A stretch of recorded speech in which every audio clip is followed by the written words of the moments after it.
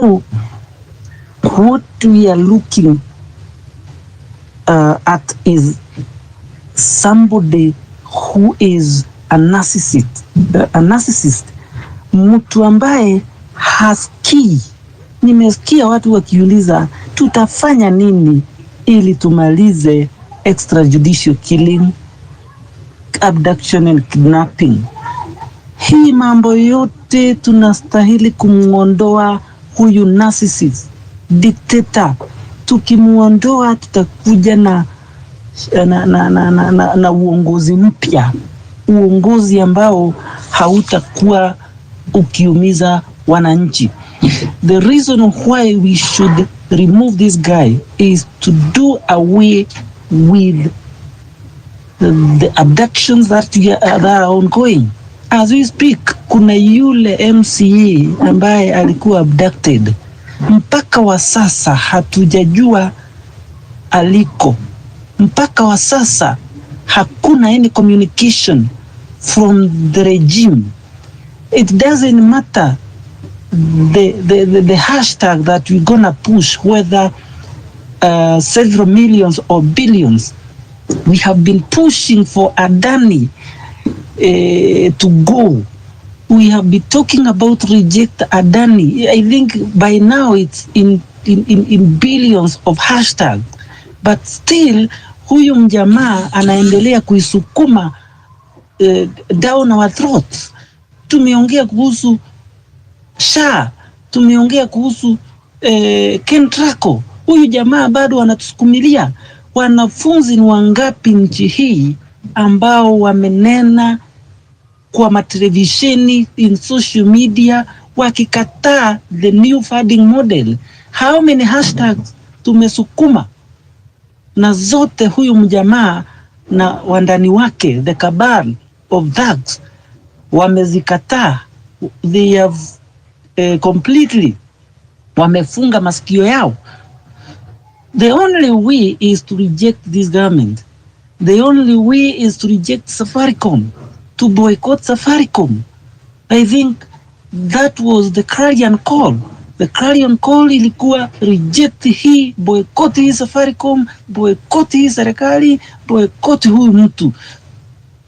Tumtoe, and the only way ya kumutoa huyu mjamaa ni kwa street. There is nothing else. We should be asking ourselves, when is it that we are going on the street? One focus being kutoa huyu mjamaa kwa kiti. We are not going to boycott hizi mavitu zake, mabili zake anatuletea any longer.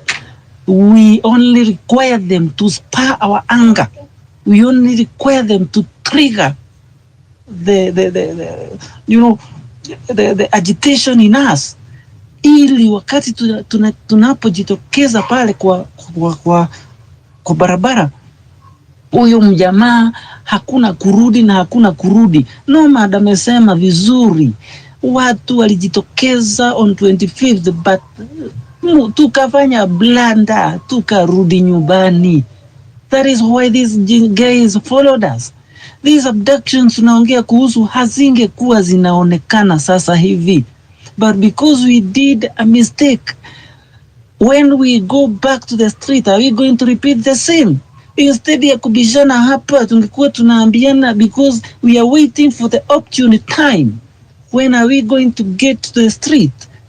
Once we go there and we occupy fully, are we going back homes again? No. Let us decide once and for all ya kwamba sisi ajenda yetu ni huyu mjamaa atoke na watu wake wote mpaka hii. The moment huyu mjamaa ametoka, hata hao wabunge tunaongelelea hapa hawatakuwa washaenda. Tayari the moment we occupied parliament walikuwa washatroka. Msituambie mambo ya katiba. The threshold of recalling this member of parliament is too high. Don't say that iko chini, my friend. Hawa watu lazima hizo signatures zipelekwe kwa IEBC. IEBC ni nani? IEBC ni huyu mjamaa. IEBC ni watu fulani hapo ambao watanunuliwa, na kama sio kununuliwa watawekewa mathreat. After threat they'll cede ground na watakubaliana na the dictator. Let me tell you, huyu mjamaa the only way ni aondoke, and can only do so constitutionally by us Kenyans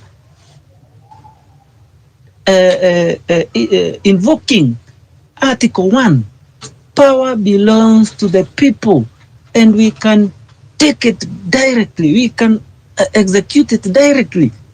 Once we get to the street, we are now invoking that article of the Constitution we so endear ourselves to, which is being mutilated, which is being misused by the current regime. Huyu mjamaa, as long as we continue talking, he cannot listen to us. He is a man of so many wants. Anajua kuongea. So wakati mnaongea ni kama a chorus to him, kwa sababu amezoea kuongea. So this is not a guy that tunaweza mnyamazisha kwa kuongea. Huyo ni mjamaa atanyamazishwa na action, and only action is getting to the street and forcing the gentleman with his cronies out of office. Hakuna kugoja ati tuseme civic education, yes, tuambie watu huyu mjamaa, na kila mtu I understand anajua. Yule mtu anajifanya hapa haelewi, ni kujifanya kwa sababu he might be working for the regime. He might be an informer. There is no way you can tell me that haujui tunaumia. There is no way you can tell me that Wakenya hawajui kuna mambo ya abduction inaendelea Kenya. All out of 10, 7 homesteads ziko na runinga, ziko na redio, zinaelewa mambo mabaya ambayo inaendelea Kenya hii. Tuache kuongea mambo ya manchi zingine ambazo haziji hapa kutusaidia. Hiyo nchi ya America we are just quoting here, ndio inatuexportia one of the useless guy in the name of Gates, who has been given immunity, who is pushing for some of very useless bills, some of very useless ideas to our nation. Sasa wakati tuna jerepik hapa na pale ati US inafanya hivi, sijui imefanya hivi, na kuna watu ambao wametoka tunawaona wametoka huko vigogo wenye mali wameletwa huku. Kwa nini analetwa na anapewa hiyo immunity? I believe analetwa kwa sababu ya kitu moja, aje atumie pesa zake kusaidia huyo mjamaa kukaa kwa hii kiti. Hiyo ndio sababu moja. That is one of the reason I believe hawa ni kora ambao wanaletwa kutoka nchi za nje na hii regime ya loot all waje wafanye. So my dear comrade, patriot, acha tupiganie hii nchi, ukombozi kikamilifu, na ukombozi ambao tunataka sio wa ballot. Ukombozi ambao tunataka ni tunyakue uongozi, goja tuwe na akamiti ambayo itaoversee. Tusituambie hatuna IEBC. Tumekuwa na IEBC all through 2007 tumekuwa nayo mpaka saa hii, na kile kitu anatupatia ni these reject politicians, very useless, who cannot hold accountable the executive. Kazi huyu executive ameenda pale, pia amechagua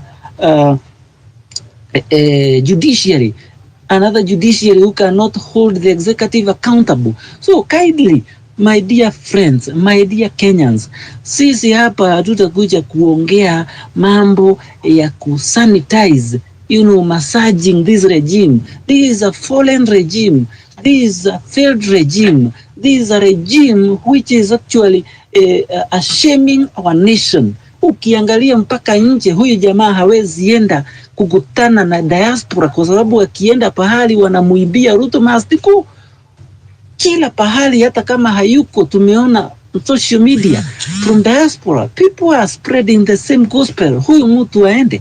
So if diaspora themselves wanajua hivi, unataka kuniambia sisi wa Kenya ambao tunaishi hii nchi ambapo tunaumizwa sisi wenyewe hatuelewi yale mambo yanayoendelea? So hii ni kitu mimi mwenyewe kwangu naomba iwe ni kesho, as we push for 11-11. Kindly ngoja tuambiane ukweli ya kwamba let's whip the emotion. Ngoja wa Kenya wajue ya kwamba hii nchi sio nchi tena. Kila kitu we cannot afford to live in this state anymore as it is. The guy that we thought is our savior went to sleep with the same dictator, Raila. So unless we ourselves as Kenyans take power, we cannot delegate the same power to any other person. Mambo ya Murara, don't discuss it here. It is a waste of time. Somebody who cannot listen to people, that's a waste of time. Kindly, we focus on things that are affecting us Kenyans. Na mambo yenye inatuaffect ni hii serikali tutaitoa lini? Hicho ndicho kitu tunastahili kuzungumzia sasa hivi. As I speak, I'm not in Safaricom. Nishatoka kwa sababu Safaricom is a useless whatever which has been facilitating whatever that we have been seeing, especially leaking our data, and that is why we have so many killings, so many abductions. So kindly let us focus on the main agenda. Ruto must go. On 25th we focus on finance bill. This time the focus is Ruto must go. Once we occupy and occupy. No retreat, no surrender. I lad.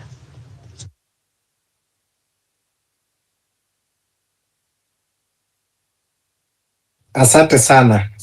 Wow, yes. No retreat, no surrender. That is the voice. So wacha tusikie kutoka kwa Checkstan, then tukuje kwa Kim and tuendelee. Yeah. Ruto must go. Mic check. Ruto must go. Mnanisikia? Yeah, Ruto must go. Tunakusikia.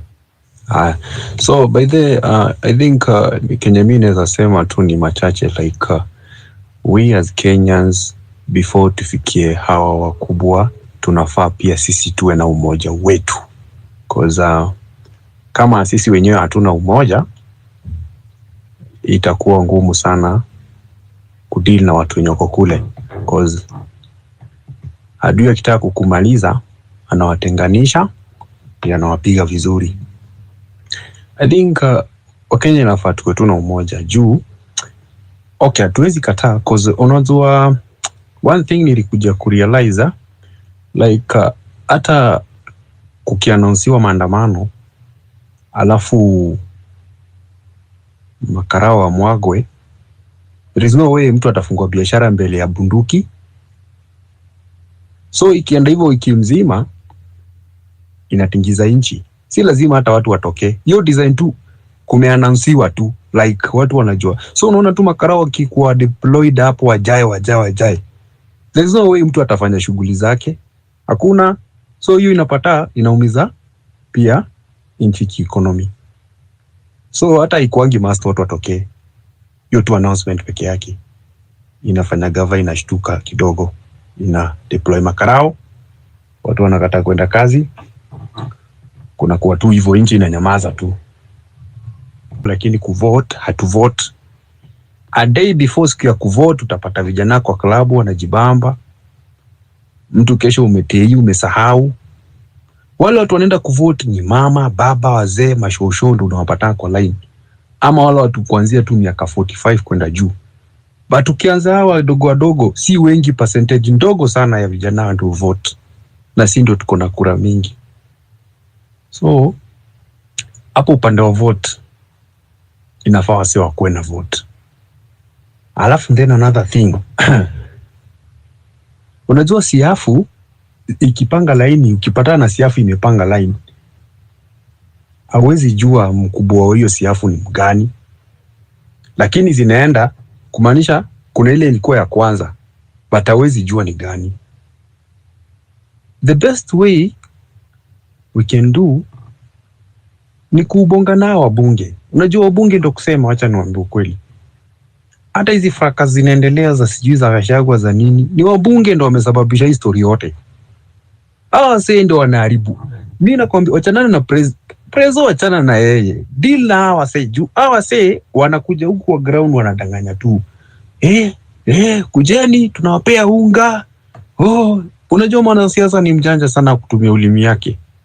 Juu hawa ndio wanatumwa kama tusiafu sasa. Ule mkubwa wako huko, wachana na yeye. Hawa bunge ndio wanafaa washikwe mkono, wapelekwe mbio. Unajua wakipewa pressure watarudi kwa ground vizuri na wajue hapa ni kunoma. So mse kama huyo hata shortcut haiwezi. Kozu mse amenacha ufala ingine kubwa sana. Unaona kama saa hii ameshika mzai. Venye tu ni mshika hivi, nikajua tu what hapa imeenda. Na ni mjanja alicheza hiyo game. Ile day niliona mzaya akienda ile bezi ya Kware huko. Hapo ndio maandamano ilianza kuisha nguvu. Venye tu alitoka huko akapatana na Zakayo. Hapo ndio mambo ilitulia.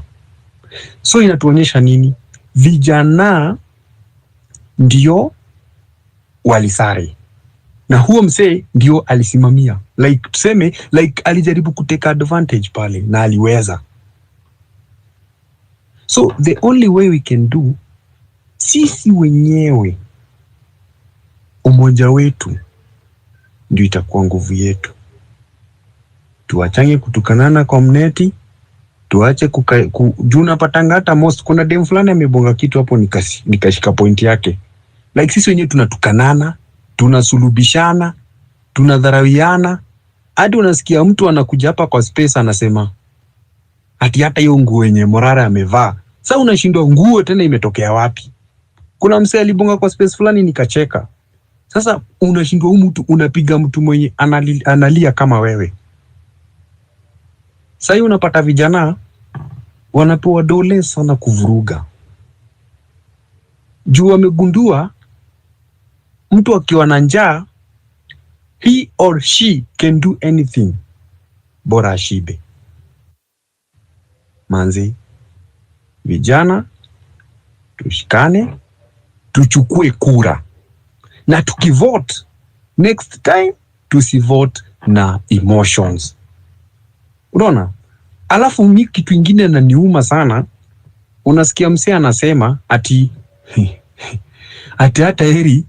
hata heri Gachagua kuliko Ruto. Hiyo ndo mistake watu walifanya, wakasema heri Ruto kuliko Uhuru. Wakamuhurumia. Ndio the same thing watu wanaanza kufanya sasa hivi. Unasikia tunataka huyo ndo tunataka. Na hiyo ni ujinga ingine ya hali ya juu. Hizi mahuruma za ufala tuachane nazo. Kwani hakuna siku yenye tutaisikia tu president ametoka tu, jamaa alikuwa anauza tu mboga hapo akaamua kusimama, akaendelea kusimama, akakuwa president. Unaona? Like tuachane na hizo vitu. Tujaribu kukuwa na umoja kikura, na tukijaribu na tukivote, tunavote sivote na emotion. Tu encourage wazazi wetu, tuambie huyu ako na hii maendeleo, huyu ameleta hii maendeleo. Hivyo tu. Juu sisi huyu mtu tunalilia tunasema ni mubaya.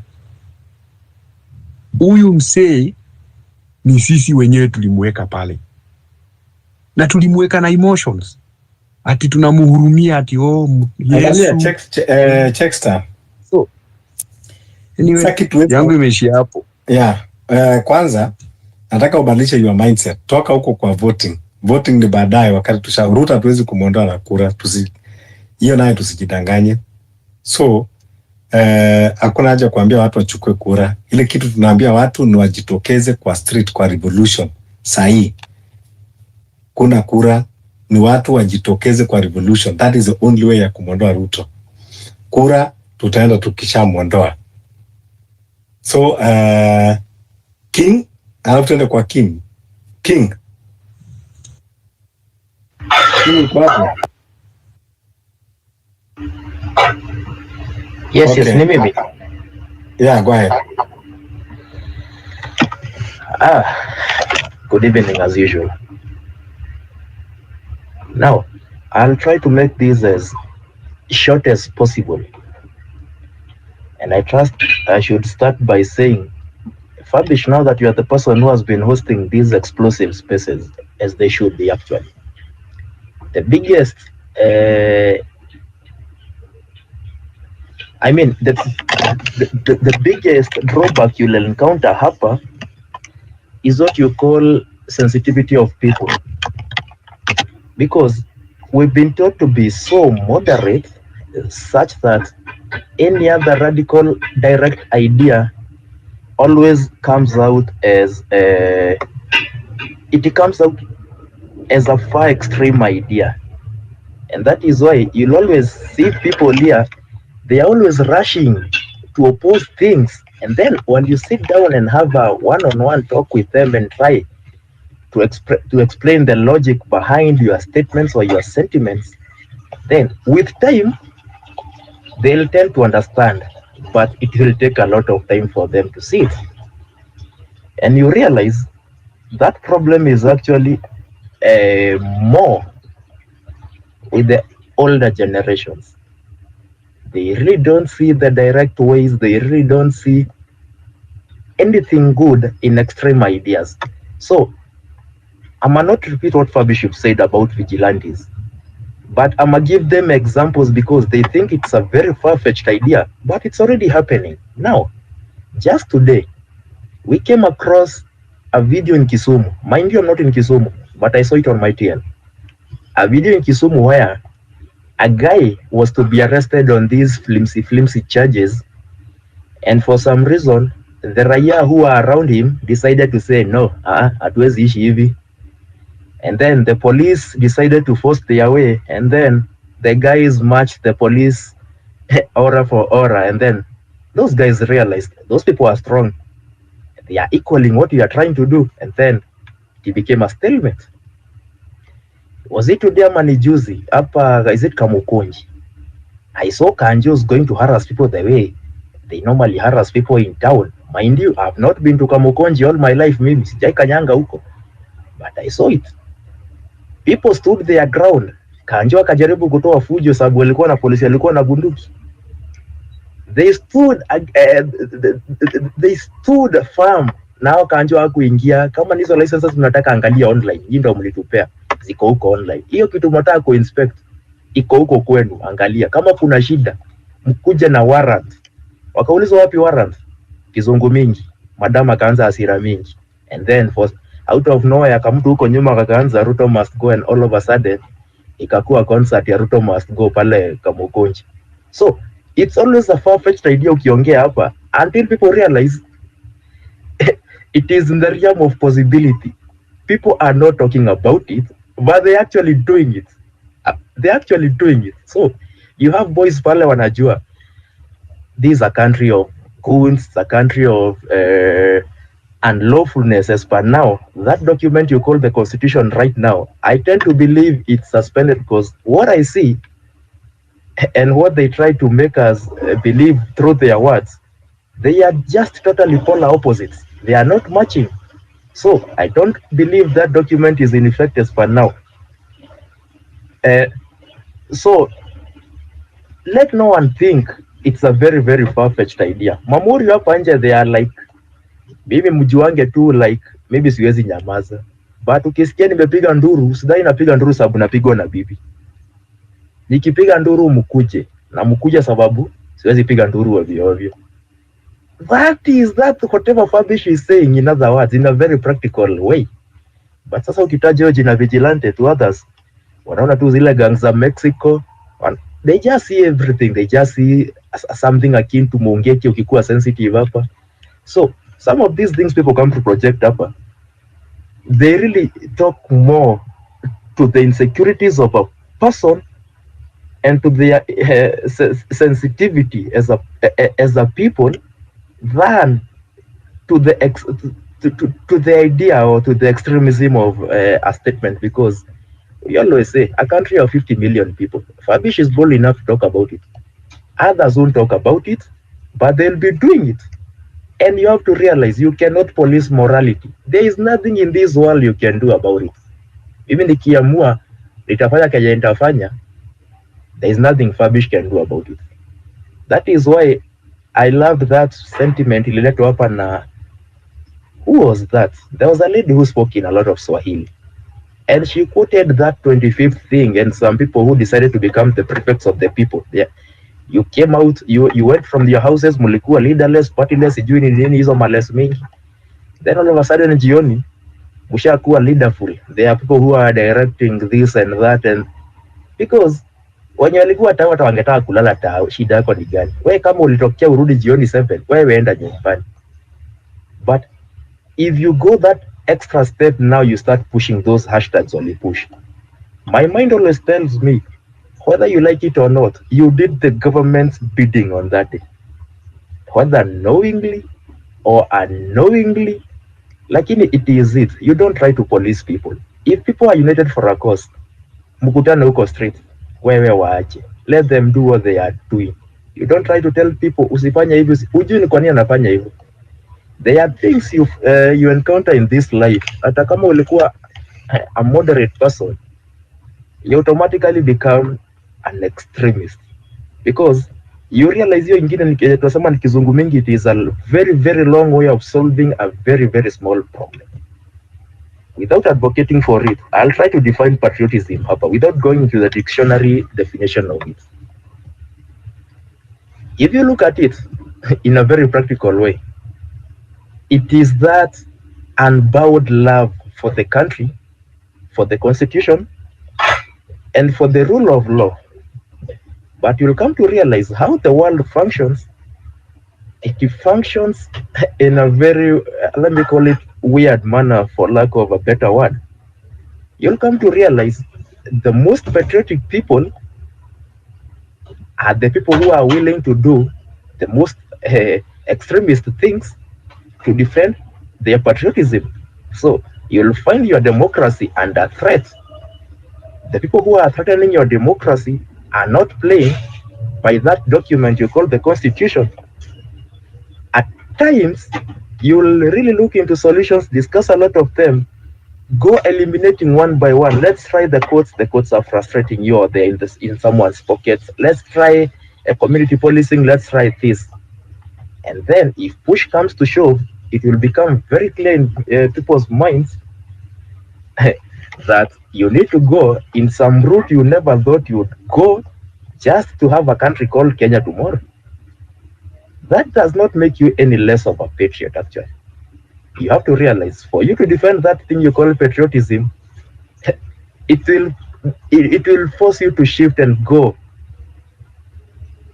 to the oppressor's playbook, but now you take it to the extreme so that you can bring him back towards constitutionalism. It has happened in countries. So this sensitivity of people in spaces, whenever mtu ana make comments, and then you feel like, no, you need to be a moderate. No, let them make their own comments, but kama una feel uko satisfied, question them with logic. Let them explain exactly situation ikifika hapa, what are you advocating for? There is a risk of this and this. What are you advocating for?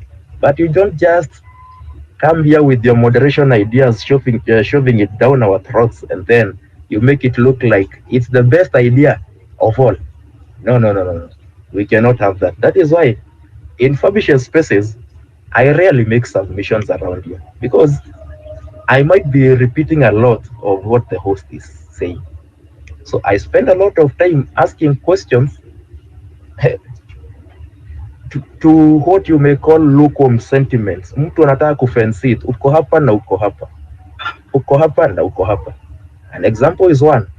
You cannot be talking about civic education and talking about streets at the same time. One has to go out of the playbook. I am not really here to tell you which is which, but if you try speak around both at the same time, you are the Kalonzo of our generation. You are the fence-sitter hapa kwa hii space. I learned.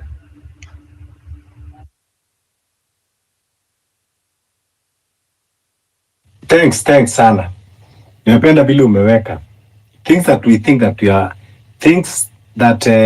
that we are avoiding, lakini inafanyika. Sababu hata paka ukimfungia kwa kona umchape atakimbia, lakini inafika mahali hawezi tena kusakamba. You will come after you. Atakuja na makucha atakukwaruza. Sasa je, binadamu yeah. Na unajua ni venye watu I think wamezoea mambo ya papasana, so that kwa space yangu labda asingine inakuwa ni ngumu kidogo, inaleta joto because mimi sipendi vitu za papasa hivi. Hata nimesema zile mambo unaona zimefanyika Haiti, imefanyika wapi? Usifikire kwamba ati tu ni watu walikuja all of a sudden wakatoka mahali. It started from a regime kama hii. Watu wanaenda, constitution inakuwa mutilated, watu wana feel kwamba sasa they have become helpless, wanaanza kujitafutia namna, regime wanafikiria wanaendelea kuoppress kutumia nguvu, na inabidi pia watu sasa waanze kutengeneza muscles before realize watu wamekuwa na nguvu kuliko serikali, na inakuwa sasa watu wanataka kukaa jinsi walivyo. Sababu serikali ndio wana create that anarchy. Kwa hivyo hata hivi ni ngumu kuongea, lakini hii serikali ya Ruto ikiendelea hivi na sisi pia tukiendelea hivi kwamba tunapapasa huko na huko, itaenda pia baka kila kitu ikue segemnege. Hiyo ni reality, lazima tuambiane. Kuna vitu zingine ambao hata ukanyamaza ni kama homa haifichiki, utakuja tu kukoa ama mimba, huwezi kuficha forever. Sasa watu ambao wanatengenezaga hiyo anarchy huwa ni serikali wenyewe, wakianza kufikiri kwamba wanatumia nguvu, unyanyasaji, ukiukaji wa katiba. Watu sasa wanaanza wenyewe kujihami pole before realize watu washaanza kuwa na nguvu kuliko hiyo serikali natupwa nje, na watu sasa wanaanza hata kupata uhuru ingine ambao hata wataki tena mtu awasumbue.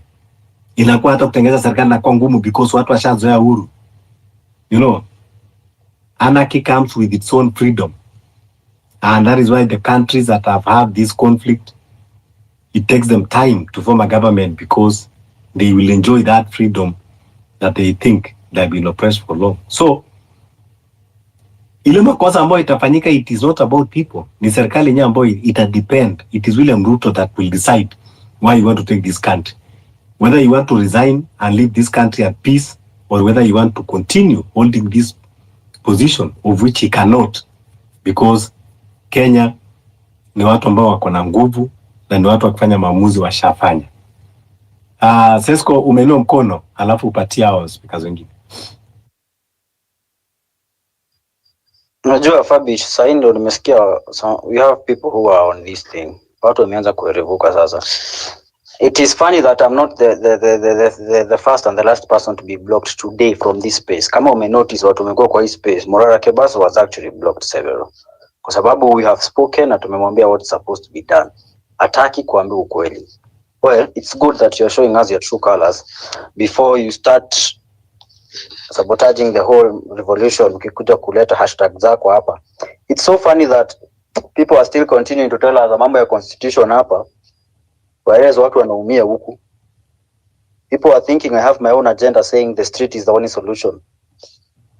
Well, kuna mtu alikuwa hapa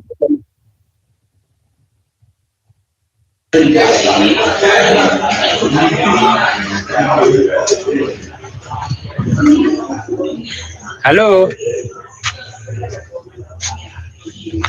Yo. Seko, ushamaliza? No, can you please mute the mic? Please, kindly mute the mic. I don't know. Okay, nilikuwa nawaambia Safaricom, these people they have been working with the government of Kenya, hii serikali ya Ruto. So mi maamuzi yangu nilikuwa nasema let these people, Safaricom, let us go to maandamano the same way that we had gone to the finance bill. Finance bill sasa imeprove Ruto what they were doing in the Supreme Court, where those judges which are corrupt, they're working with Ruto. And Ruto asidhani sisi ni machizi kwa sababu ati sisi ni wajinga sana. Sisi tutaenda maandamano, Safaricom must be closed. Yani unanunua bundles za 10 bob, unasikia zimeenda hatuna dakika. So mimi nilikuwa nauliza how come Safaricom has been working with the government? Na werea sisi wenyewe hatutaki mashida mingi Kenya, lakini Ruto ndio anatuongezea tu kutuongezea ma stress. Hey.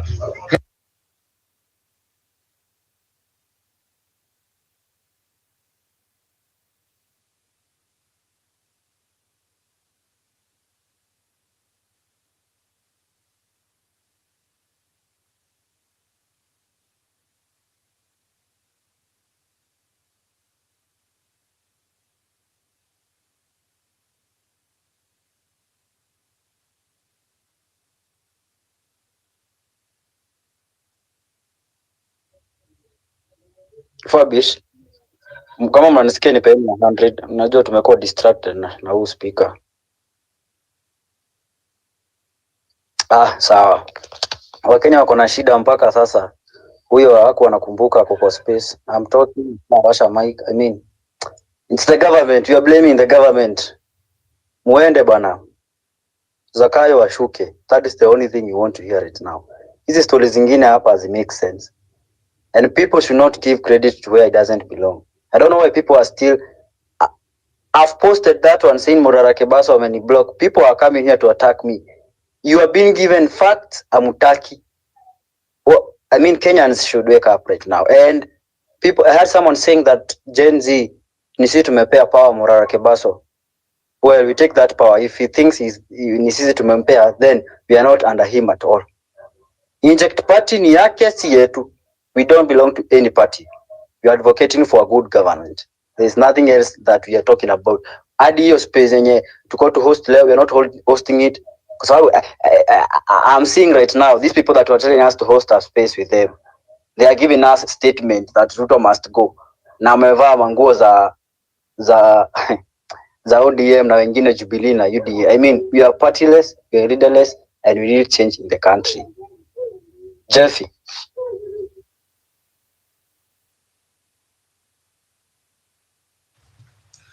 Good evening, Sesko and Fabish. I hope I'm audible, and thank you for the space. I want to begin by saying that if we could be a little gracious with each other and be able to accommodate each other's submissions, it's not very hard, really, at the end of the day, to notice a mall or to realize that someone has been sold out. I mean, if there's a sellout amongst us, it's been happening and we've been seeing that.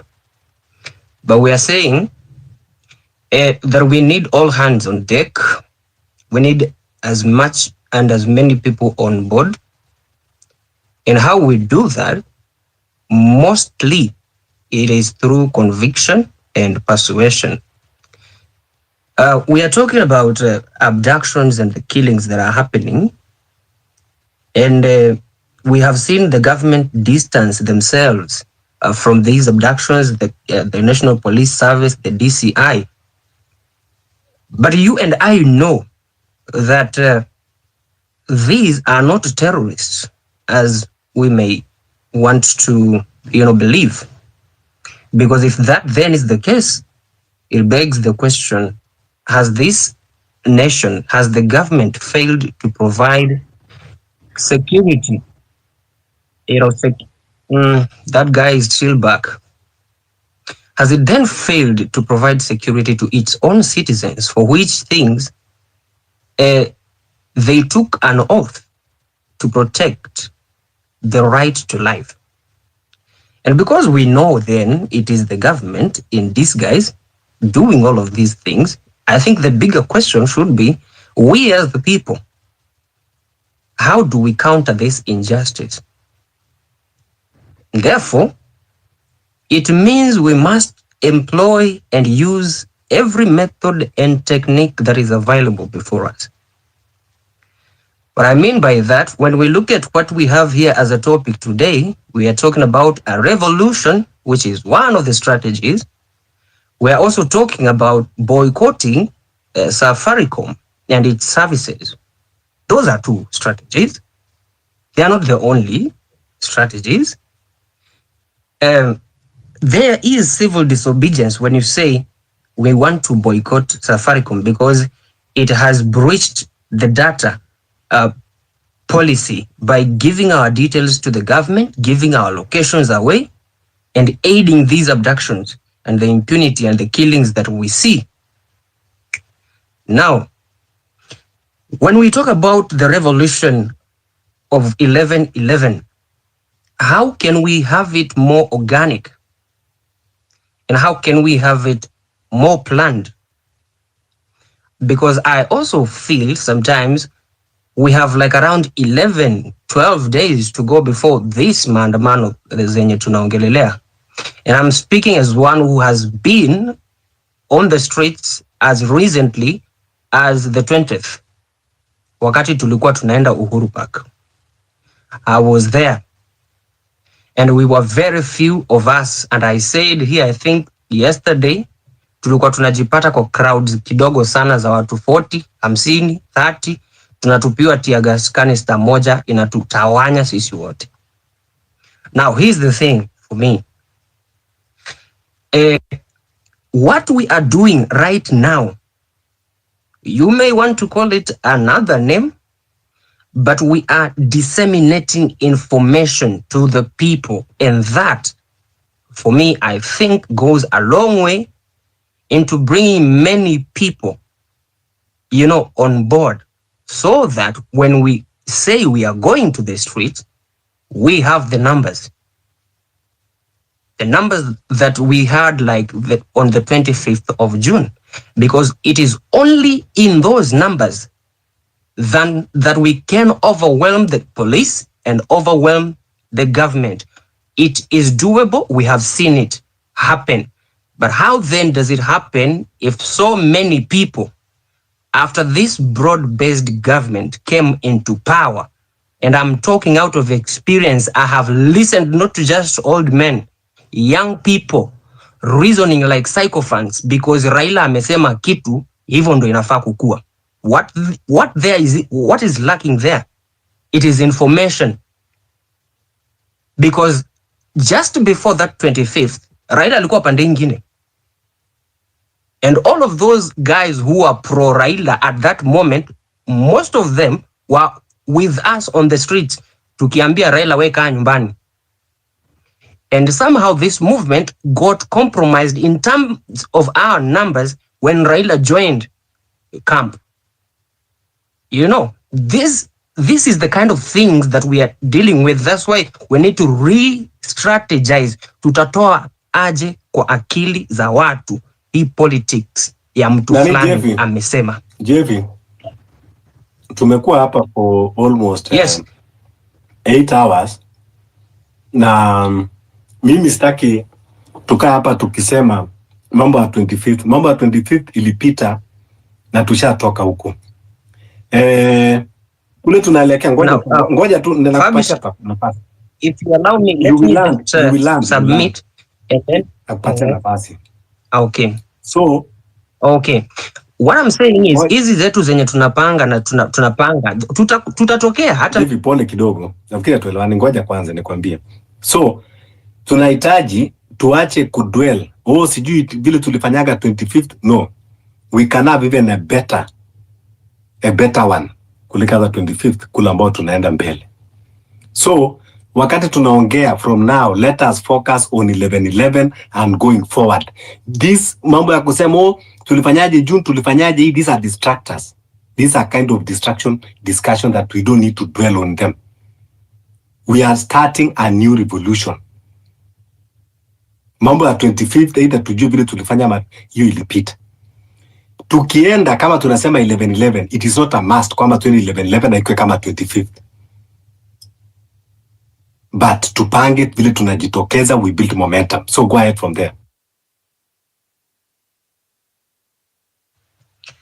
Fair enough. You've guided me, but actually we are speaking the same language. Ni wewe labda hujanielewa vizuri. But my point is, when tukizipatiana muda sana hivi, we are actually giving the government a time and opportunity to strategize vile tutaenda kupatana na wao hapo. My plea is, if we had so many of us on board, imagine hata kushikwa kwa Maverick Aoko, that following very day tungesema tu hapa tuende kwa streets. If we were really organic, imagine sote tungekuwa kwa street that organic. So I will learn from there, but I'm saying let us try and accommodate each other. As long as tunajua we have one common enemy, let us not be divided on the basis of huyu anaona vitu kwa njia nyingine. We all want the same thing. Na tukitoka this time huko nje, we said mimi sitoki na maji tena na kitambaa na bendera peke yake. And when we want to talk about strategy, we cannot do it here to publish it before the government.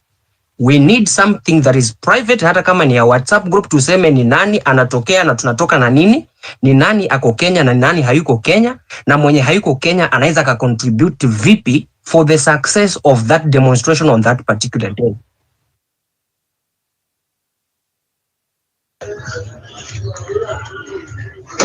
Nimemaliza Fabu. Asante Jesse. Ajuoga. President, mute your mic. Ina mambo mengi. Nadhani Hello. Yeah, Ajuoga, go ahead. Sorry, President alikuwa amesahau ku mute mic. Yeah, mimi hata sina maneno mingi. Nadhani kama kuna kizungu nimesema kwa hizi spaces ni kama zimeisha for the last 1 week. I have shouted mpaka nikakuwa kama mtu wa nyumba bana. Ile kitu nilikuwa nataka tu niseme kwamba sahi I think sasa tunafaa tu focus bwana. Hakuna maneno mengine, let's forget about the past. Tuone venye tutafanya hii kwa sababu everywhere is atrocities. Tumekuwa na patients wengine hapa hospitali where I work, renal patients. This kidney patients, those were on dialysis. Watu wanahangaika vibaya sana. Ukisikia venye watu wanahangaika, mtu ameuza shamba, ameuza ng'ombe, amemalizwa. And this thing is totally a mess for every patient. Sasa tufanye namna gani? As usual, this is something we have said for the last 1 week.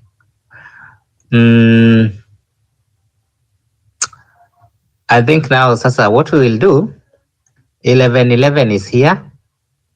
Tuamue kila mtu ajitokeze. Tuhakikishe tumefanya everything we can. And I know we will do a good work. Tujitokeze wote.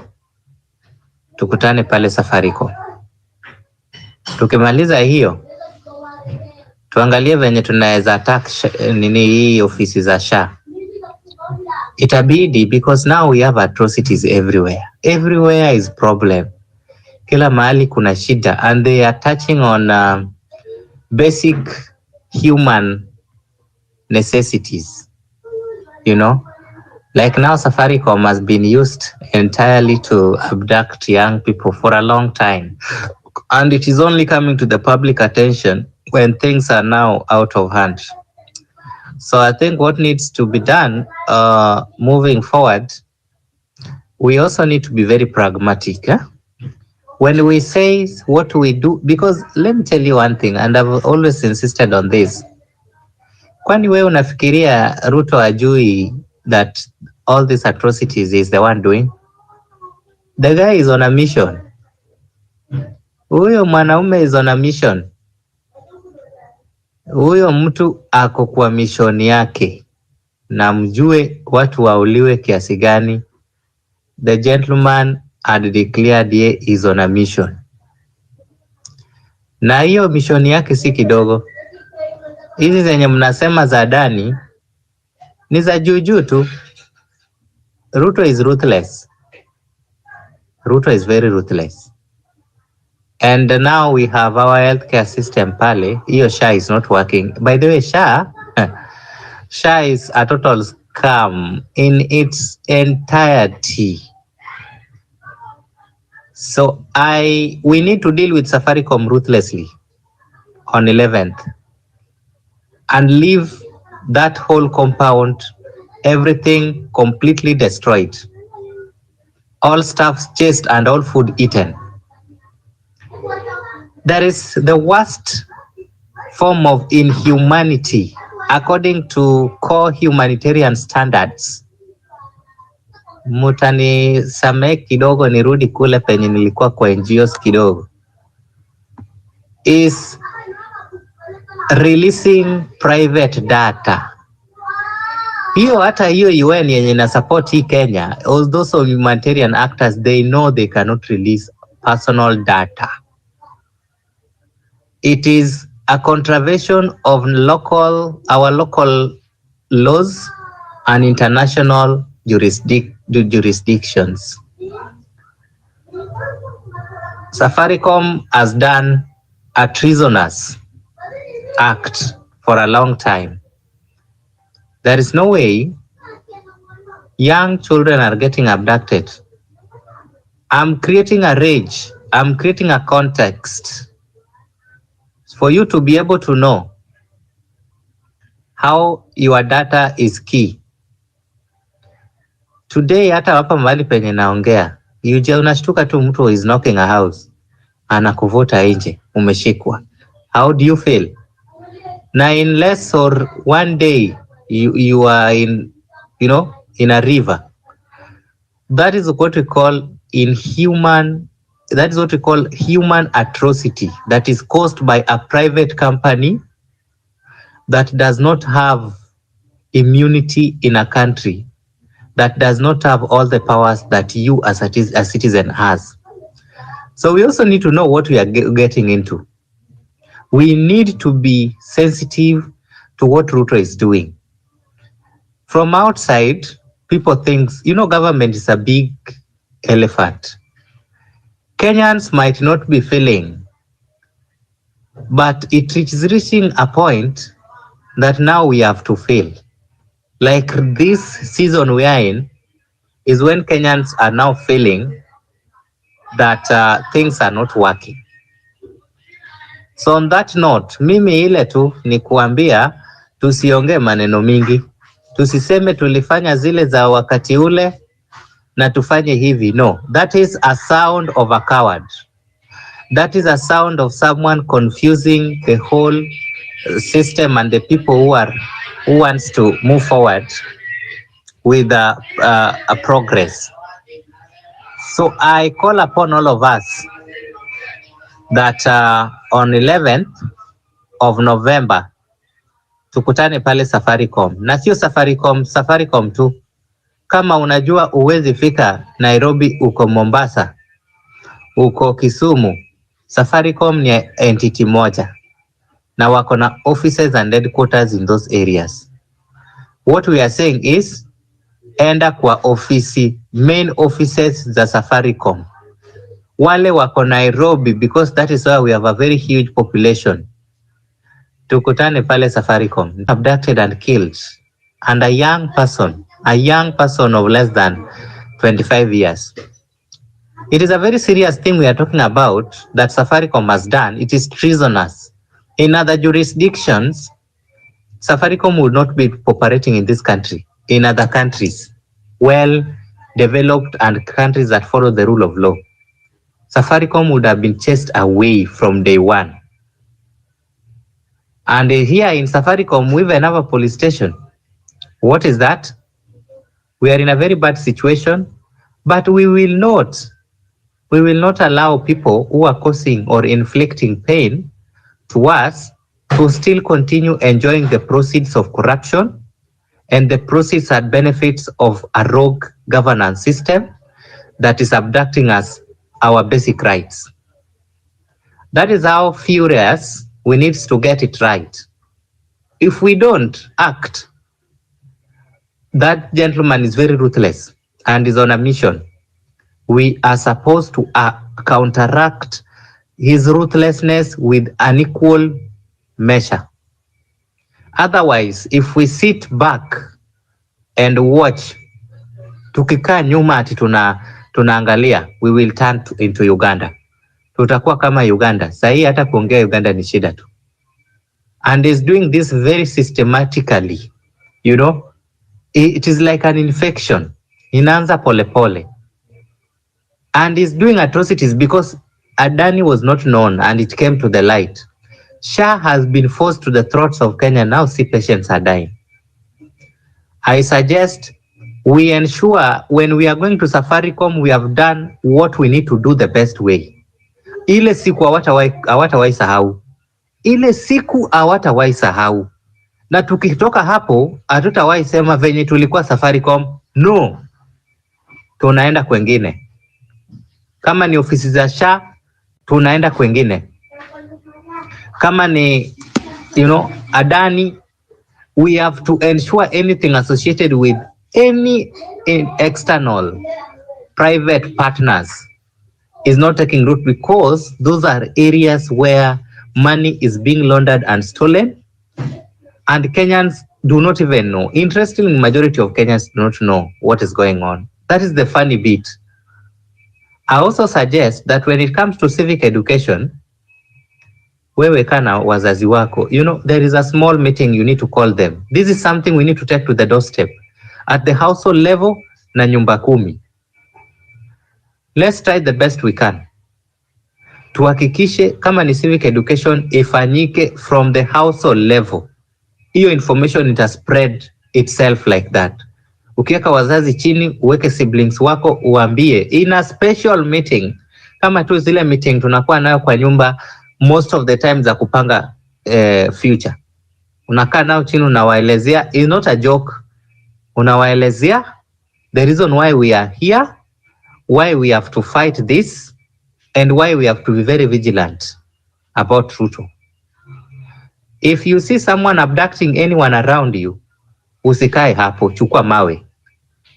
We have to do every ruthless thing, every ruthless bit to ensure that we are counteracting a ruthless response.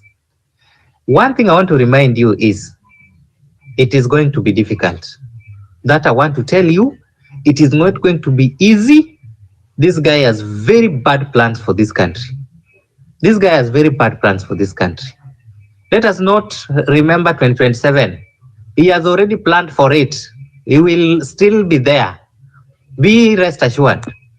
Because if you are the government that is fair enough, we would have today collecting voters cards. We would have today, IBC would be in place. We would have to be in place. We would have today been getting IDs. But why are they doing this? You never know. 2027 is already sorted by Ruto. Yeye hako hapo mpaka 2032. The only way to remove him is to ensure that first, your area MP asionekane pale kwa village. Hakuna kitu anafanya. They are the reasons why we are here in space. What they they ought to have talked about, ndio imetuleta hapa. They are supporting a rogue system, and almost 90% of them are supporting this system. You don't need to see your area MP in your area. Our target should be very ruthless, guys. It is not a joke. We should be very, very ruthless. Many people say, and I hear people saying that, what will the MPs change? What will be the benefit of MPs going home? Where? Do you know huyo member of parliament ndiye anafanya Ruto is breathing? When that guy is at home, where is Ruto? Which power does Ruto have without National Assembly? Ni power gani? Because it is the same National Assembly allocating funds for current expenditures, for loans, kila kitu. Ni hiyo government, huyo MP wako. Let us be objective, but let's focus and hit what we need to hit when we plan to hit. Say we are planning of going to Safaricom. It is not a laughing matter. Today, it is the other person. It is a Maverick, or it is Mwangi. Tomorrow, it is me. Kesho kutwa ni wewe. Until ushikwe nao watu, ama utimiwe hizi messages wanatutumia hapa kwa inbox, ndio utajua things are not right. We need to take action, and we need to be very, very decisive in what we are doing. We are not children, and this generation, people have learned. What we are informed, we know what we need to do, and we need to be sensitive. We need to be very sensitive. We have a system here. The person sitting on this system is Ruto, is our number one enemy. Where does he feed from? From our members of parliament, from private sectors, Safaricom, Adani. These should be our enemies, number one. So as we move forward, I wish that we meet at Safaricom headquarters in Nairobi on 11th of 11th, 2024 at exactly 8 a.m. na tukue pale tafadhali. Tukisema tukue pale, tusiongee hapa kwa space na tukose kuenda. It always bring a lot. We need to come out and for that day and ensure we do what we can do. That is what will make. Even if Safaricom leave this country, we will still be breathing. Safaricom was not there in 90s na tulizaliwa. Wazazi wetu hawako import spams. Tulizaliwa hapa na walikuwa bado wana communicate and everything was running well na tulikuwa tunapelekwa shule.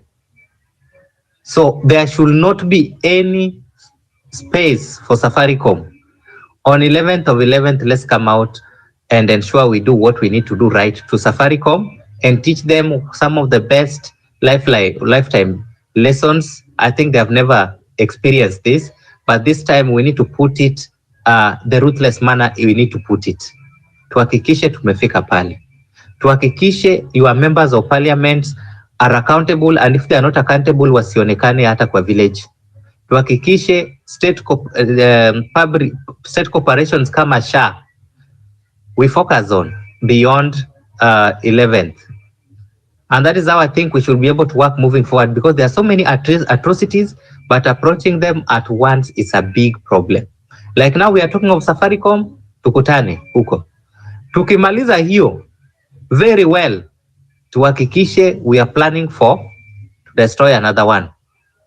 That is when Ruto will be able to listen to people, and power usually belongs to Kenyans, irrespective of how many people they will kill. Thank you so much, Fabish. Thank you. Yes, we continue soldiering on. 11/11 is real. Revolution is real. And it is the only way out ya kumondoa William Ruto, and he must get out of power. Enough is enough. Safaricom, that is siding with oppressor, we cannot continue doing business with you. You cannot use our money to oppress us. So we continue calling for total boycott of Safaricom products. If you have Safaricom SIM card, katakata tupa. Tell your family members, everyone should change, should switch. And yes, let's embrace these other companies ambao wanafanya transaction. Mtu asiwadanganya ati unajua sababu ya M-Pesa. Kwa nini nafikiri wote tukiama saizi 10 million, 20 million tuamie hizo zingine hazitafanya over hata zaidi ya Safaricom. So wakwende huko kabisa. Nowadays there are a lot of ways of transacting, not like before. So totally boycott Safaricom, because any coin that you put in Safaricom, you are participating in killing someone. That one should resonate very well. Any coin, scratch card, credit ambayo unaweka kwa hiyo simu, internet that you buy, you are aiding Safaricom to fund the regime that is killing people. So indirectly, you also, you are participated in killing your fellow Kenyan. So let's do total boycott of Safaricom products. Fabish, Yes, sir. when you talk about that, you remind me about kitambo, kwani tulikuwa tunatuma pesa aje? That's one question we should be asking ourselves. We have used Safaricom mpaka tumezoea ati hatuwezi tuma pesa through bank accounts. These days we can send money, wiring money. The only thing enye watu wako, we are lazy to go to the bank and collect this money. This information enye inakuwa shared by these people, we can be able to do. Why should we use tulikuwa na U kitambo, tulikuwa na Orange, tulikuwa na Airtel. We used to be having all these communication lines. I went to Malaysia. One thing that I've seen in Malaysia, they can give you buy a SIM card of 1,000. Tuachane kwanza tuna Safaricom sharing our data. Tuangalie tu how Safaricom has been stealing from us. For all of you wale ambao wanatumanga pesa, you've always sent money on a rounded figure. Kama unatuma 1,000, you're sending 1,000, unakatwa 27 shillings. If you've noted vizuri, anytime you send money, unaambiwa, siji you're left with 50 cents or 2,672 cents. Where are those cents going from? This is the first time Safaricom, unajua venye tu the last speaker ametoka kusema, we're being tested kidogo kidogo. Wanakuna hapa wakiona you don't do anything, they kuna hapa you don't do anything. This is exact thing Safaricom has been doing. They steal from us, we don't talk. They steal our monies, we don't talk. They block our information, we don't talk. Then definitely they will be able to breach this information. Kenyan government and Kenyan courts, they were told to do data protection impact assessment so that we can get to know how are our information being shared, how is our data being breached.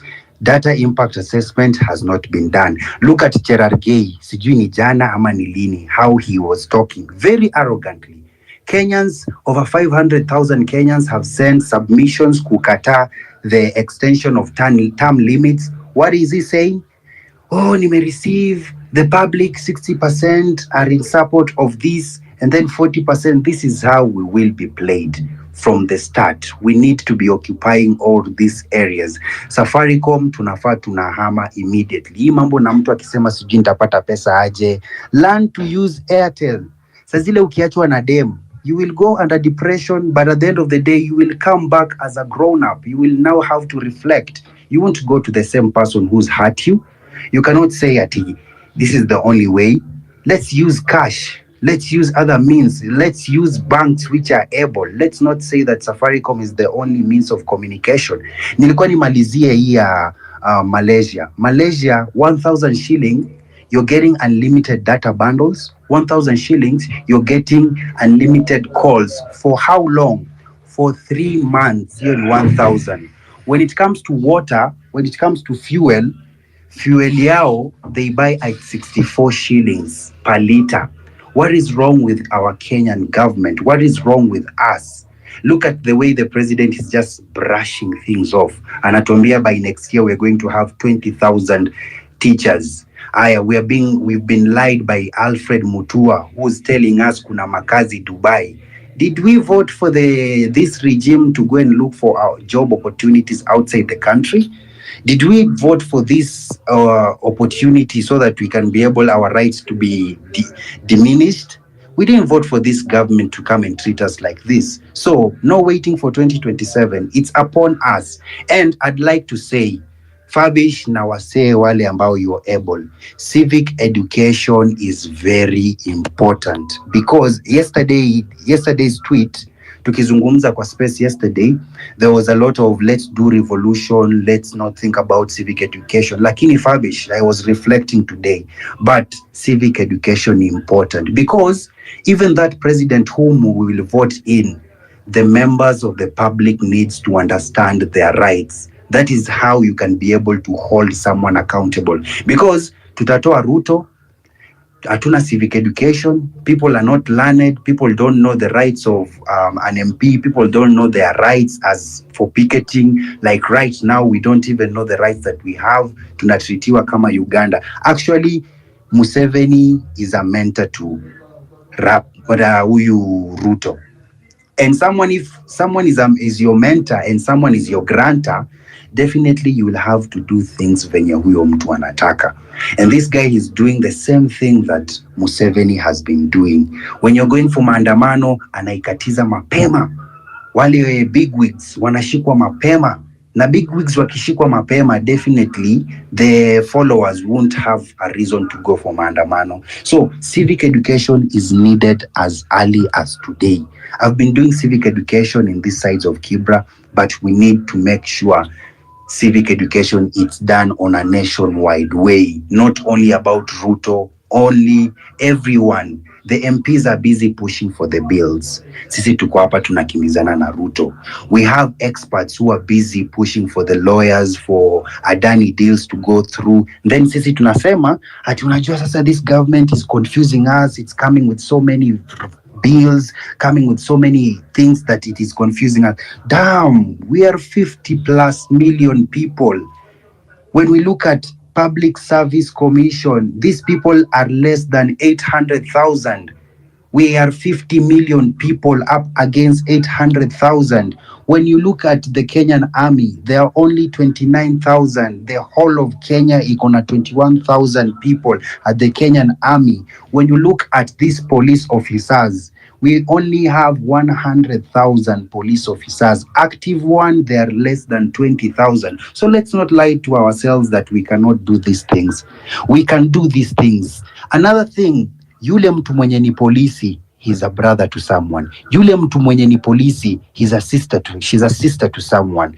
You guys, we've gone to school with these people. We eat with these people. We go to clubs with these people. Our children wengine wanasoma with these people wenye wako kwa ofisi. So it's not like we don't know these people. We know them. So wale watu ambao mnapatana na kina Faruk Kibet, tell them what they're doing is not right. Wale watu ambao mnapatana na kina Ruto, tell him what he's doing is not right. We're not happy about this situation. We cannot be taken as babies, as kids. Tunazungumza vitu serious. Other people are joking with what we are talking about. Mungeona the way Gerard Gay was speaking, and a joke. He's playing around with people's submissions.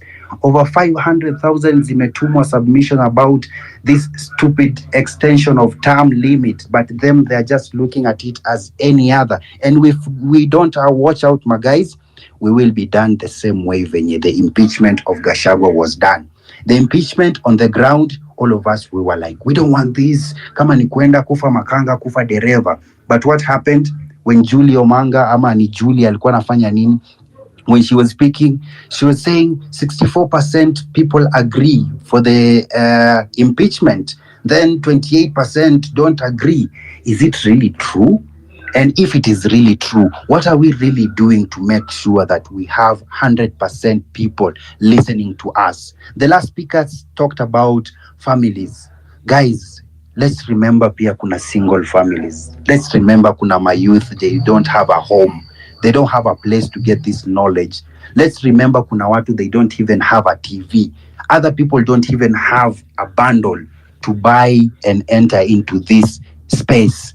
There is a lot of important information being shared here, but there are other people who cannot be able to join this. So we really need Kenyans to come together. Civic education, we need to do civic education. We need to do parallel civic education yenye inafanyika huko nje. Morara is busy taking people's money into their pocket. Na watu wanatuma.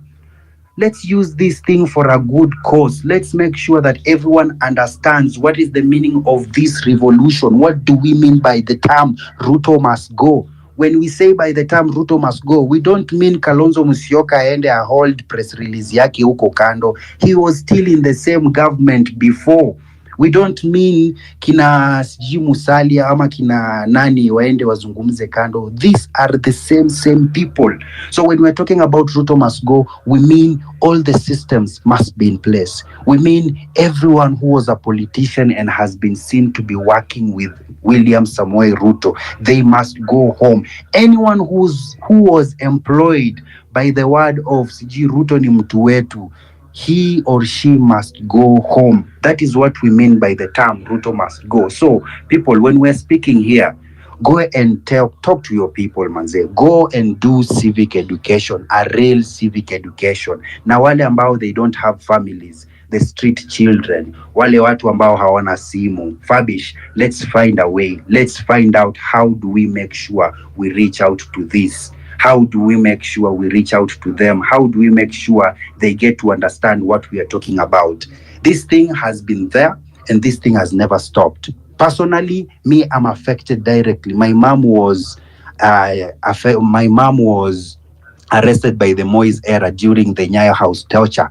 Close to all of my family were arrested. Some were killed. So when I speak to a very painful way. Nikiangalia the way people are getting abducted, the way people are getting lost, the way Kenyans tunaanza tu kusema sasa tutafanya nini? Tumeacha this issue na hii kupigana. It looks like ni kama a Mount Kenya thing. It ni kama watu ya Murima ndo wameumia peke yake. Guys, we are getting hurt, all of us. For those who don't know, Finance Bill 2024 is working in East Africa. We might say ilivunjika huku, but Unilever, Bidco are implementing the Finance Bill 2024. So what are we doing, guys? The courts ndo hiyo isha sema ya 2023, it was okay. Did we go to die for these people? Some of us are hiding. We're always looking at options. How can I switch off my phone? How can I speak venye sitasemwa? But we won't be speaking like this forever. So Kenyans, let's wake up. I expect this tweet. Sahi venye hii ni siku ya 4 ya 5, we are supposed to be having 100+ people, 1,000 people listening to this, so that when we are speaking, we all know that we have numbers, we have people. But definitely, Rome was not built in one day, and definitely we cannot build Kenya in one day. Lakini, let's not say tunangoja siku. Hiyo siku ndio siku gani? Let's not wait until the issues yenye Safaricom, leaking of information has been there for long. Were we really waiting up to jana ndio tuanze kusikia Safaricom has been leaking our information? No. Are we really waiting mpaka the time the judge will say Adani is constitutional so that we go to the streets? No. Are we really waiting mpaka IBC ikose kuformiwa ama Ruto akuje na watu wake so that we say we are not interested with this? These are the things that we need to be asking ourselves. Kuna watoto sahi, they've not registered for KC, hata nimeshindwa ndaita aje, lakini let me call it KCPE or KCSE. There are kids who've registered. You've seen them on social media. You've seen them on Citizen TV, on these other TV stations. They are working, they are talking. Wanasema sisi tumekuja kufanya exam lakini majina zetu haziko hapo. Who are these people? These are people whom internet imewapata. What about those people wenye hawana access to internet? What about those people wenye hawawezi patikaniwa? We have so many people ambao hawajaenda shule. When we are talking about free education, do we really have a free education? Mimi nakumbuka niliposoma during regime ya Kibaki, free education was free. 2005, 2006, 7, it was free. Textbooks were free. The only thing we were paying for ni chakula inaitwa mawele. If the people can relate, we were only paying 300 shillings or 200. And if you were unable, you could speak to the principal. Akupatia leeway, you don't pay. So why is it that now school fees ni free, lakini we paying too much money? We paying too much money for what? Ndio hiyo sasa tunaambiwa how PPP, I don't even know what is the name of that, how important it is. Ruto is telling us, I am not a madman when I tell you we are not selling our airport. But on the other hand, tena he's there cleansing. He's there talking good about how Adani is. We have our old guy Raila Amolo Odinga. He's been doing nothing. Yeye amekuja tu kuangalia efforts zake. Yeye amekuja tu kuangalia, what do I benefit? How do I gain ground? How do I manipulate these people? So tuna change fikra za hawa watu waje. Those people who are saying baba, baba, baba. We might say we want revolution, but we have so many people who have to be talked to. We have so many people, they have to be told the reason as to why we are doing this. This member of parliament mwenye alikuja na motion ya impeaching deputy president. When you look at his audit report, where he comes from, I don't know, huko karibu na Sultan Hamoud, Kibwezi, sijui ni Kibwezi West. Go and look at his audit report. There is Wizi, their audit report of 2022-2023, when he's still his first term. Kuna pesa zimeibwa hapo. And then he keeps on talking about we are impeaching Gachagua because he's tribalist, he's been corrupt, blah, blah, blah. But wait, let's go back and look at his documentation. He's not clean. He's already bought an helicopter. Helicopter in a cost how much? This is someone wenye tunasema ni our leaders. So Fabish, let's find ways. Let's find out how we can be able to impact knowledge to the people who are online, but let's also find a way we can have a force to the ground, because tusiseme tu ati ongelesha ndugu yako, ongelesha mama yako, ongelesha babu yako. That will not work, because we've done that before, and you guys can recall during Maisha Namba ama Huduma Namba, people registered. Civil servants were forced watoto wao kuregister.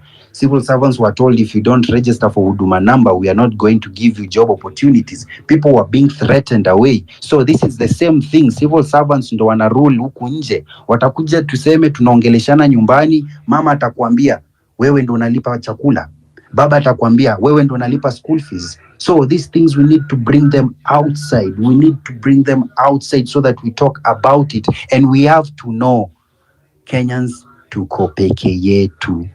We don't have anybody, and anyone that you will see coming out will come out to speak from the opportunities that are there. No one will come to speak for the benefit of Kenyans. No politicians will come and speak for the benefit of Kenya. All the politicians are going to speak based on what do they have in pockets. Now, lastly, as I rest my case, politics has been always about money. Tukiangalia these people who are voting, we have all known. Mtu unaenda unamwambia jamani usipige kura huku, usiende ukafanya hivi. Mtu anakuambia sasa ndugu yangu nisipofanya hivi nitakula nini? Let's remove that idea to our people. What have you guys been eating for the last 4 years that only this 1 year ndio unaanza kujiuliza ati nitakula nini? Let's do civic education from the day president, MCA, MP, senator gets into power. See that we always do civic education after 3 months, 1 year to elections. We will never be able to get these people because they use money. So tukatae pesa za hawa watu, tukatae pesa za politicians, and let's not give them platforms for them to come and lie to us more. I rest my case.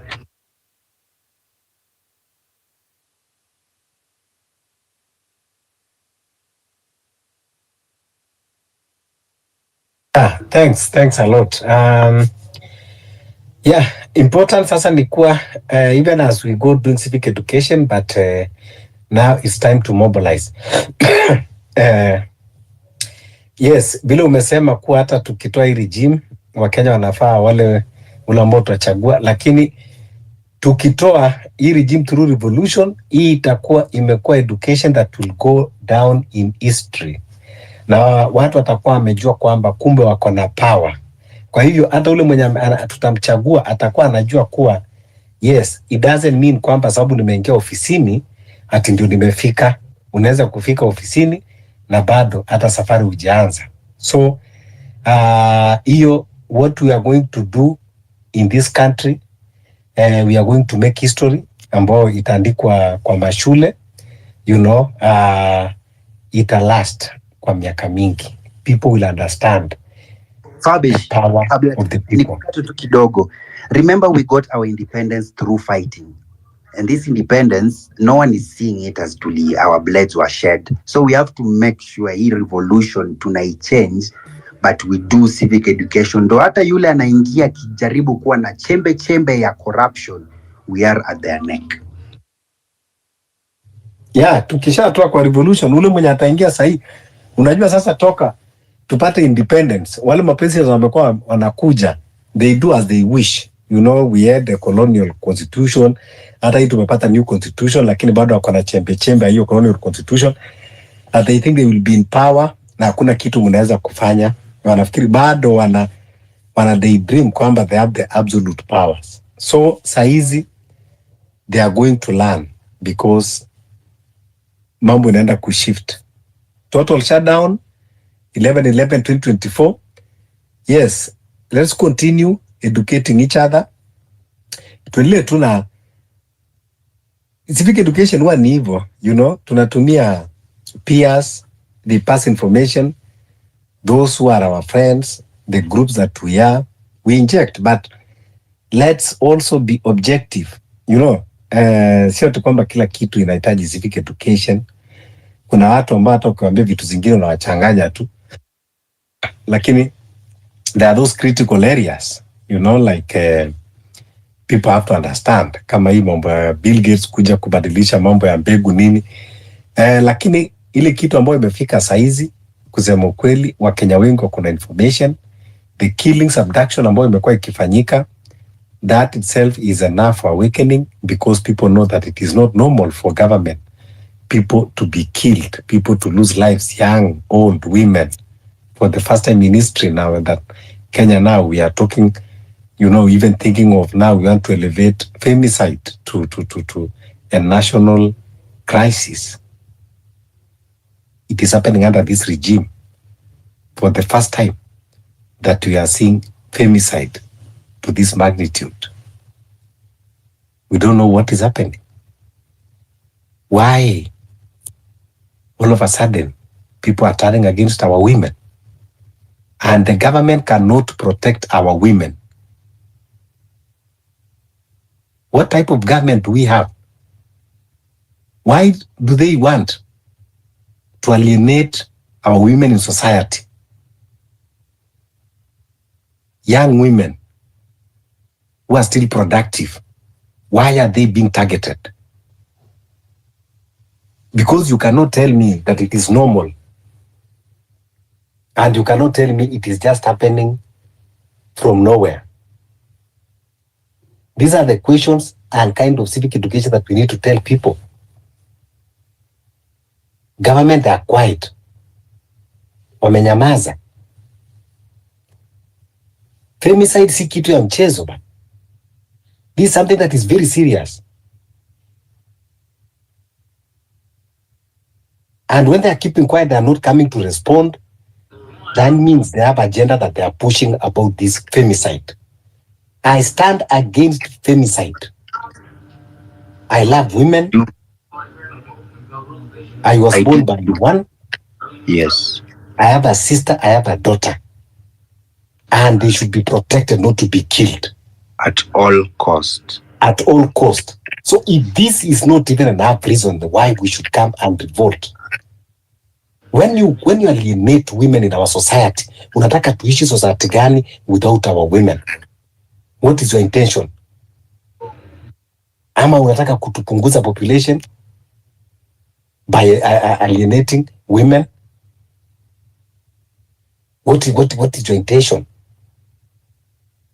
Mbona wananyamaza kama wajui? Why they not come out clearly and tell us what is happening? Babish, tuko na Calvin hapa. Calvin. Yes. So zipi vitu ambazo zinafanyika hapa ni vitu za maajabu. For the first time in our history ambao tunaona femicide of this magnitude. Hii peke yake mimi inanipatia reason. Hii peke yake ya femicide inanipatia reason ya kuja kukaa kwa street. I love my mom, I love my grandmom, I love my daughter. And I want to, I feel, when I see a woman being killed, I feel like I'm seeing the face of my mom or my grandma or my daughter.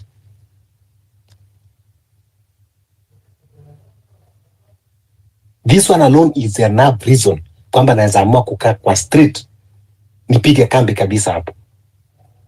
Hatujawahi kuona hivi. Tumekuwa kwa serikali. Yes, kumekuwa na crimes ndogo hapa na pale. But hatujawahi kuona when women are targeted. And the government is not talking anything. That means they're supporting it. Yes, Calvin.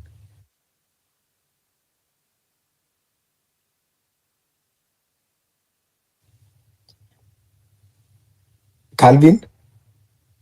Okay. Calvin, I think you have a network issue. Malia? Yes, go ahead. Thank you. I've just seen something here from Deputy Inspector General of Police, Mr. Eliud Lagat, who has confirmed that at least 97 women have been killed in the last 3 months.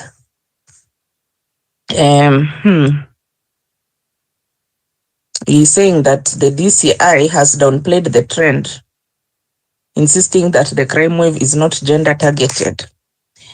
So 97 women in 3 months. So I'm at 90. See, there are 30 days in a month. Yeah, that means every day you kill a woman. Exactly. So kama kuna 30 days in a month, ukigawa hiyo 90, it's 97 but tuseme 90. So every single day kuna mwanamke mwenye anauliwa. Kuna mwanamke, yes, mwenye ameuawa. I was listening to this lady who is an nominated MCA whose daughter was killed. Her daughter is called Seth Nyakio. She was doing a diploma in media studies. So this lady, she was saying the experience she had in the hands of the police. The daughter left the house, was called by a female friend, and she told her they are going swimming, and they went to some hotel in Thika, and she even sent the mother photos that she's swimming. So this girl who called her, the house where the lady was found murdered is the house, it belongs to that lady who called her. And police, how they were handling the case, they were not giving any priority to the mother when the mother was trying to find out if they have at least gotten, if they have arrested the lady who was the last person to contact her. And the next day, again, she came to check on the progress of the case, and she found the lady, the last person who had seen her, laughing with the police officers who were there. From there, she went to the mortuary, and she had already said that this is her daughter, and they told her, I mean, the tag which was on the body is unknown. So you can see the type of laxity which our police is handling. And then on top of that, they told her that they have a lot of homicide cases, even not femicide, just death in any murder cases, which are pending murder cases. And if you remember the other lady who was chopped into pieces, called Rita Waeni, that lady, there is a clear CCTV of the man who was the last person to contact her and be seen with her. The police only had a video of the man going inside the supermarket to go and pick the keys for the B&B, which he paid for in cash. The police, after asking for information leading to his arrest and whatnot, they completely forgot about that case. Then, some months later, Cyprian Nyakundi brought the case and brought a CCTV video which was showing now that last person to be seen with Waeni walking with her. And I was like, after Cyprian Nyakundi had posted that video, then DCI also posted the same video on their page, asking for any leads. So my question was, how is it that the police only had the video of the guy going to the supermarket to go and pick the key, meaning that they never even investigated? Because the way I would think police is supposed to do their work is that if somebody was around an area, you'll go and walk around the area and see who in that area has CCTV, and can we get the CCTV from anybody around that area? Let's get it from them and try to see whether we can get some information. But apparently the matter was just left. It was just left. So in this country, basically, this MCA, she was shocked, a nominated MCA, because she was like, oh my God, I'm a leader in this country, and this is the way I'm getting treated. What happens to the regular Raya? She was very shocked. And the way they just dismissed her, like, when is it the first person to die? We have so many pending cases here.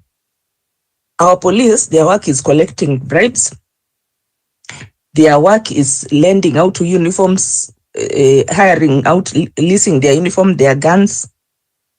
There was a documentary by Alan Namo